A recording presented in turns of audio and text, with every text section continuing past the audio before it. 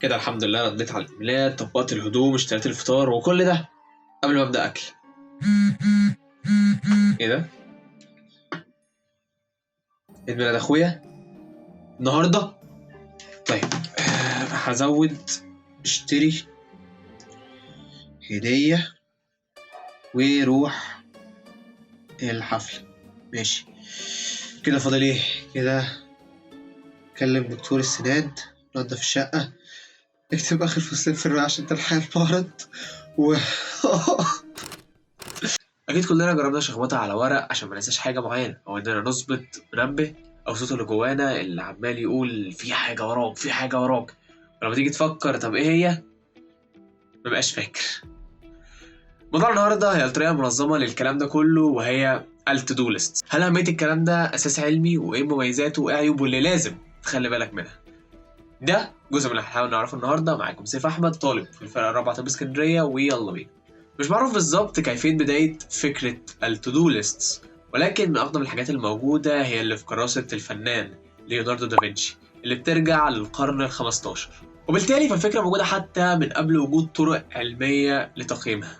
طب ايه اللي كان في دماغهم عشان يجربوا فكره زي دي؟ كان بيتوقع ان حياتهم زحمه قوي وبيسقطوا حاجات، لان الطبيعي ان كتابتك للحاجات اللي وراك هيخليك تحس بتوتر وقلق اقل، انك ممكن تنسى حاجه. بس احيانا القلق مش بيجي بس من فكره انك ممكن تنسى حاجه، ولكن بيجي اكتر كمان من الحاجات اللي انت فاكرها ولكن لسه ما اتعملتش او لسه ما خلصتش. ده المعروف باسم زيجارنيك افكت. بنتعمل عليه عدد من الابحاث بتاكد فكره ان المهمات اللي انت ما عملتهاش او ما كملتهاش بتفضل كل شويه تيجي على بالك، عشان يا اما تفكرك كل شويه وما تنساش الحاجه دي، او يا اما تحسسك بالندم لو كانت حاجة قديمة انت ما كملتهاش وندمان عليها، عشان الموقف ده ما يتكررش معاك تاني. وبالتالي كتابتك للحاجات اللي عليك هيخليك تحس ان كل حاجة مكتوبة ومفيش حاجة تتنسى، سواء على المدى القريب او على المدى البعيد. ده غير انها هتخليك تكتب حاجات قابلة للتنفيذ، وبالتالي مش هتحس ان في حاجة ما كملتش للاخر لو قسمت المهمات الكبيرة صح. وطبعا المراجعة من الابحاث او المقالات من اول الفيديو لاخره هتلاقوها موجودة تحت في وصف الفيديو. خلاص هانت، اشتريت الهدية، خلصت معظم الشغل النهارده، فاضل لي كده بس الرواية وبعدها اروح الحفلة. اكيد هتبقى حاجة بسيطة بعد انجازات اليوم الطويل ده. وريني.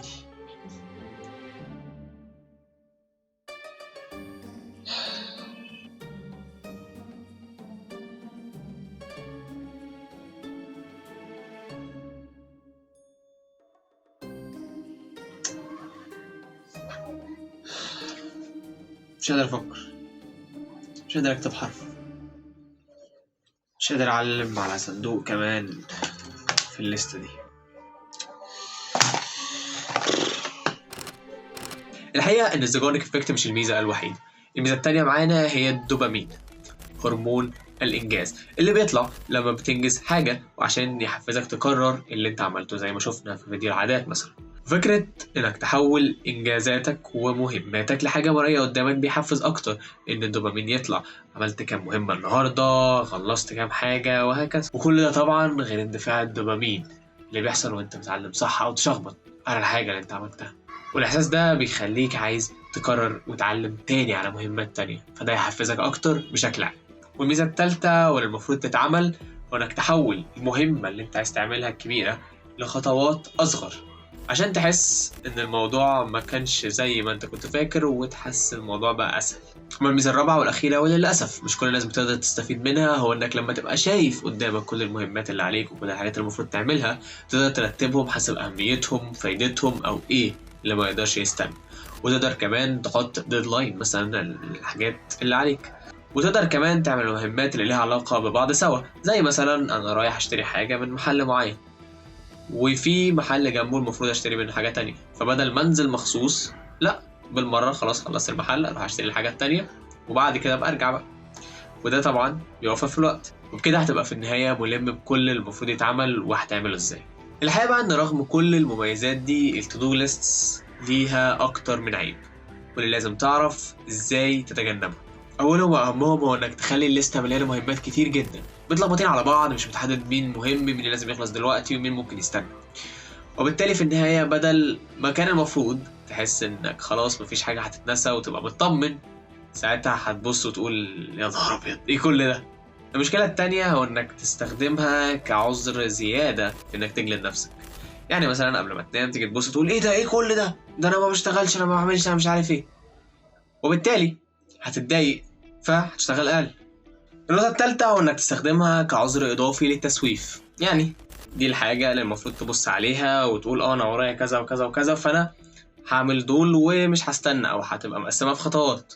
بس انت تروح جاي سايب كل ده وتركز في الليست نفسها، وتقعد بقى تشوف انا ورايا ايه كمان سنة، انا ورايا ايه مش عارف ايه، وتقعد تحط وردة هنا، ترسم وردة هنا، وتبقى ضيعت وقتك بدل ما استفدت بيه، وبدل ما تبقى استفدت من التنظيم اللي انت عامله لنفسك. النقطة الرابعة والأخيرة والأخطر هي انك تبقى عايز تتعلم وخلاص على الحاجات الموجودة، فتبدأ بالحاجات السهلة اللي مش شرط تكون مهمة قوي، وممكن تأجل المهمات التقيلة عشان تعلم على أكبر قدر ممكن من المهمات. في بعض الأحيان ده ممكن يكون حاجة كويسة في إنك تقلل اللي عليك، بس لو بسبب ده ما عملتش الحاجات المهمة أو الحاجات اللي لازم تتعمل في نفس اليوم، دي هتبقى مشكلة كبيرة بالنسبة لك. فالحاجة اللي كانت المفروض إنها بتساعدك بقت بتأذيك، فحاول ترتب الحاجات تاني حسب الأهمية وحسب الوقت.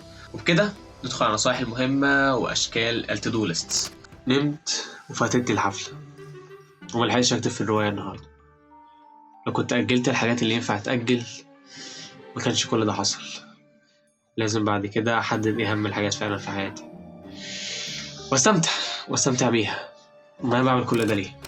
ونبدأ بالنصائح المهمة. أولا، خلي اللي مطلوب منك تعمله في اليوم واقعي عشان تنهي يومك وانت مبسوط وراضي عن اللي انت عملته، عشان تبقى عايز بعد كده تكرر اليوم ده تاني بالإنجازات اللي انت عملتها فيه.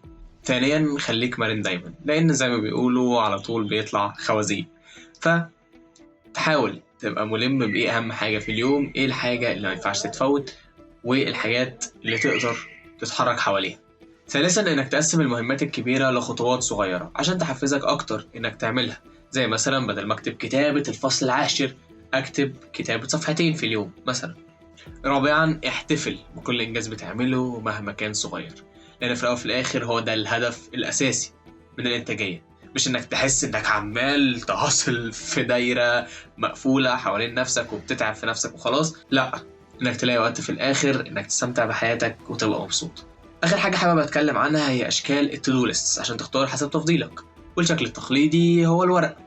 عيبه إن أنت لو بتكتب في ورق فيفضل إن أنت تبقى شايل النوتس دي أو الكراسة دي معاك في أي حتة تروحها عشان تقدر تكتب في أي وقت لما تجيلك فكرة مهمة أو تعرف حاجة جديدة أنت لازم تعملها. والشكل التاني هي الابليكيشنز التقليدية خالص زي تودوست ومايكروسوفت تودو مثلا. في حاجة تالتة زي فوكس تودو اللي هتحبها لو أنت بتحب طريقة البومودورو جوه التودو ليست بتاعتك، واللي بصراحة ما بنصحش قوي بيها وممكن ابقى اتكلم اكتر عنها بعد كده قدام. في كمان هاباتيكا، جميل جدا لانه بيخلي المهمات اللي انت بتعملها كأنها لعبة RPG. اي مهمة هتعملها او اي عادة هتستمر عليها هيديك نقط ويزود في الليفل بتاعك وهكذا. واخر حاجة انا مسجل فيه كل حاجة تقريبا وهو نوشن، اللي هو قاعدة بيانات اكتر ما هو تودو ليست، رغم ان في امكانيات اكتر من كل اللي فاتوا، ولكن ممكن يكون معقد زياده شويه عنهم، فممكن نبقى نعمل فيديو عنه بعد كده. وبكده نكون وضحنا مميزات وعيوب التودو ليست، شويه نصايح عشان تستفيد منها اكتر واشكالها، وخلينا ناكد انها مش حاجه سحريه هتستخدمها في حياتك هتتغير مره واحده. هي اداه المفروض تعرف ازاي تستخدمها صح عشان تفيدك في حياتك. وبس كده، اتمنى الفيديو يكون فرق معاكم واستفدتوا منه. لو حسيت انك استفدت من الفيديو سيب لايك يساعد الفيديو، ولو عايز تتابع الفيديوهات الاسبوعيه اللي خلاص ما بقاش عندي حاجه انها ما تبقاش كده سيب سبسكرايب. وبس كده، نورت. Subscribe to Dr. C Farmer channel now.